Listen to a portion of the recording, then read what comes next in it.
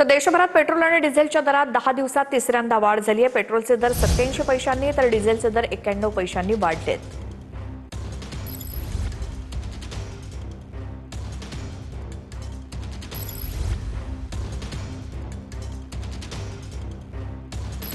देशभरात पेट्रोल आणि डिझेलचे दर गेल्या काही दिवसात तिसऱ्यांदा वाढलेले आहेत। पेट्रोल 87 पैशांनी महागलंय तर डिझेल 91 पैशांनी महागलंय। त्यामुळे महाराष्ट्रातल्या वेगवेगळ्या शहरांमध्ये पेट्रोलचे आजचे वाढलेले दर काय याचा आपण सकाळपासूनचा आढावा घेतोय। थेट आपण जाऊया छत्रपती संभाजीनगरमध्ये। आमचे प्रतिनिधी ज्ञानेश्वर लोंढे आपल्या सोबत आहेत। ज्ञानेश्वर, आजची दरवाढ झाल्यानंतर पेट्रोल आणि डिझेलचे दर काय?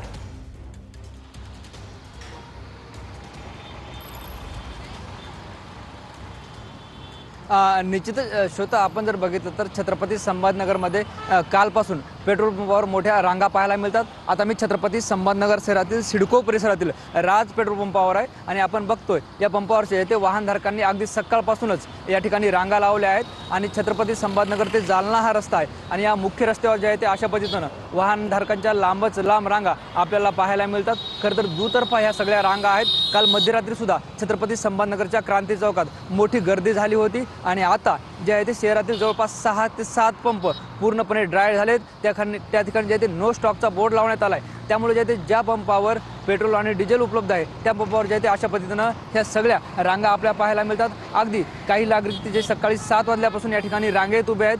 2 तास 2.5 तास थांबून सुद्धा नागरिकांना पेट्रोल मिळत नाही, डिझेल मिळत नाही अशा त्यांच्या तक्रारी आहेत आणि जेव्हा त्यांचा नंबर येतो तेव्हा जे आहे ते डिझेल संपलं असं त्यांना सांगितलं जातं। त्यामुळे जे आहे ते त्यांच्यातून सुद्धा संताप व्यक्त होताना पाहायला मिळतो। मात्र छत्रपती संभाजीनगर शहरातील ही सगळी बोलकी चित्र पाहतोय।